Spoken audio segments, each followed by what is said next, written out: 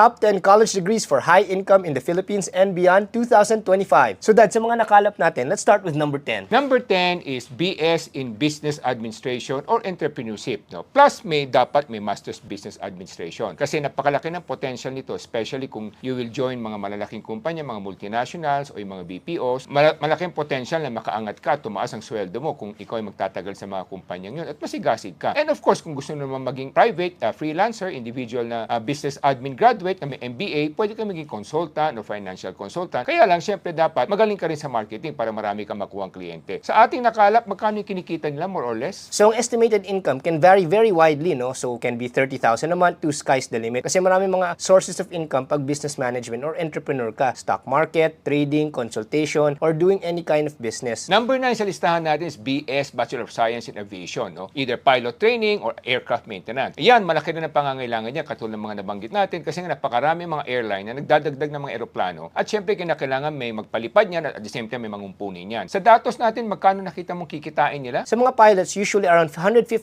to 500,000 pesos per month. While ang aircraft maintenance naman, usually nasa 80,000 to 200,000 pesos per month. Number 8 sa listahan natin is Bachelor of Science in Architecture. Bakit? Kasi nga marami nagpapagawa ng bahay, marami nagpapagawa ng gusali, kaya napakalaki din ang demand for mga architectural graduates. No? Hindi lamang dito, pati sa overseas. Ngayon, kung gusto mo mag-join ng mga malalaking architectural firm, maganda rin ang starting pay niyan. Kung hindi naman gusto mong mag-solo at gusto mong maging independent, pwede rin, kaya lang kinakailangan may konti ka na rin karanasan para sa ganun mas madali kang makakuha ng kliyente. At the same time, magaling ka sa communication skills para sa ganun yung mga kliyente mo ay dadami. Usually, ang incomes niya dito sa local are around 40,000 to 120,000 per month. Pero may mga special architects din, lalo na yung mga high-end or yung mga freelance, which can range up to 200 plus thousand pesos per month. Number 7 sa listahan natin is of course Bachelor of Science in Law. Kinakailangan mag-college course ka pa rin muna bago ka pwede mag-law degree, no? AB in Political Science or Legal Management. So, and napakarami rin kasi nangangailangan ng abogado, hindi lang ng mga pribadong sektor, lalo-lalo ng mga gobyerno, mga pamahalaan. Napakarami sa kanya ng pamahalaan, LGUs or national government, lahat sila nangangailangan ng abogado. Kaya napakalaki ng potential na kikitain ng abogado. Usually, ang income nila, entry level, nasa 30 to 60,000 pesos per month. While yung mga senior partners, kaya mag 250,000 to 1 million pesos per month. Number 6 sa listahan natin is of course Bachelor of Science in Marine Engineering or Marine Transportation. Kasi nga, bakit kamo? Dahil napakaraming barko, maraming kalakal, either for cruise or either for trading or commerce, na maraming barko na nangangailangan ng mga seafarers at mga engineers, first engineers at mga kapitan ng mga barko. No? So, napakalaki din ang potential niyan at napakarami nating seafarer. Katunayan niyan, ang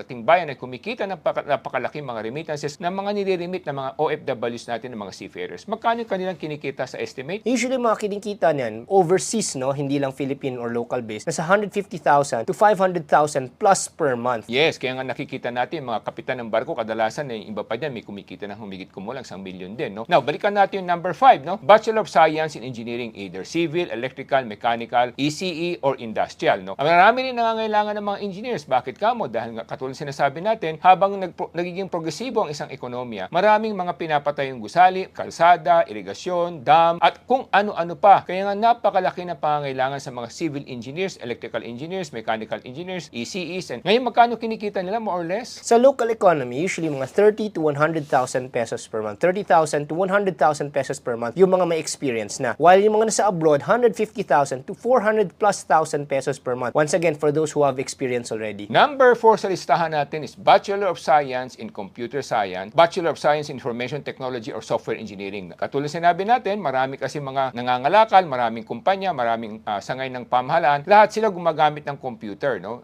At napakarami na yan, palago ng palago. Katulad ngayon, may artificial intelligence na rin. So napakarami nangangailangan ng mga software programmers at the same time, marami nangangailangan ng mga computer engineers na marunong mangumpuni ng mga computers at the same time, kung paano nila i-update yung mga computers nila. Kaya napakarami naghahanap din yan. Sa ating datos, magkano kinikita nila? Sa local economy natin, lalo na kung medyo magaling na or medyo may konting skills na, nasa 60,000 to 250,000 pesos per month. While yung mga remote or foreign-based companies naman, pwede mag-range from 200 to 500,000 pesos plus per month, lalo na pag nag-overseas. Ngayon, balikan natin. Puntahan natin yung number 3, no? Bachelor of Science in Nursing. Yung mga nurses, talagang kailangan ng ating mga healthcare system, no? Hindi lamang dito sa bayan natin, pati na rin sa overseas. At napakarami naghahanap ng private nurses din, yung mga mayayaman o may kaya, na gusto nila may private nurse sila. Kaya napakataas din ng mga income nito. Magkano yung nakinikita nila more or less? Usually sa local economy, nasa 25,000 to 50,000 pesos per month. While ang overseas naman or or ang abroad na nurse, kaya 150,000 to 300,000 plus pesos per month. Puntahan natin yung number 2, Bachelor of Science in Accountancy or kinakailangan siyempre maging Certified Public Accountant ka o CPA, no? Mag-take ka ng board. Parang sa ganun, mas maraming mga ngailangan sa iyo, hindi lamang ng mga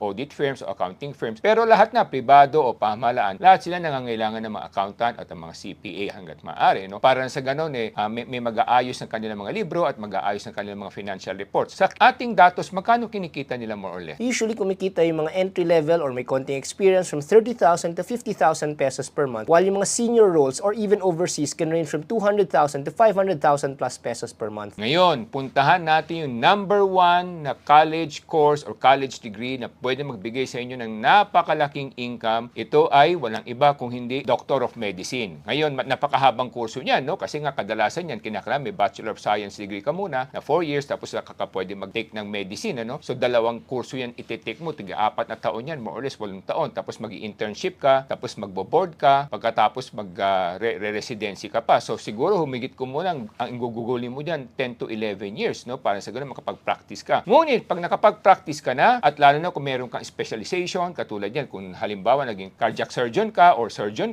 naging neurosurgeon ka, napakataas ang mga kinikita niya, no? So, nagiging matagumpay sila financially at kailangan sila ng mga lipunan, no? So, magkano mo yung kinikita nila? So, in the local economy, lalo na kung marami ka ng clients na nade-develop at kung sumisikat ka na sa komunidad, pwede mag 100,000 to 500,000 pesos plus per month yan. Kasi, syempre, kung marami ka ng kliyente, marami nang lumalapit sa'yo, kaya yung income mo is based kung ilang kliyente mo. Lalo na kung abroad, pwede rin mag-range yan from 500,000 to 1 million plus pesos per month. Pero hindi to salary based. When we talk about income, it's not just salary. Kundi lahat ng pwede mong kitain from private practice, private clients, aside from salary-based type of work. Ito naman yon, konti lang paghihirap sa umpisa, pero pagkatapos niyan, panghabang buhay naman, mas gagaan ang buhay mo, no? At mas gaganda ang oportunidad at kinabukasan mo. Kaya edukasyon ang solusyon sa pag-angat ng bawat pamilyang Pilipino. Kaya naniniwala tayo na dapat palawakin ng ating bayan ang scholarship hanggang college para ma-investa ng ating gobyerno ang scholarship fund para sa bawat pamilyang Pilipino, lalo sa mga kursong kailangan ng lipunan natin para umangat ang buong bayan at yumaman ng bawat Pilipino.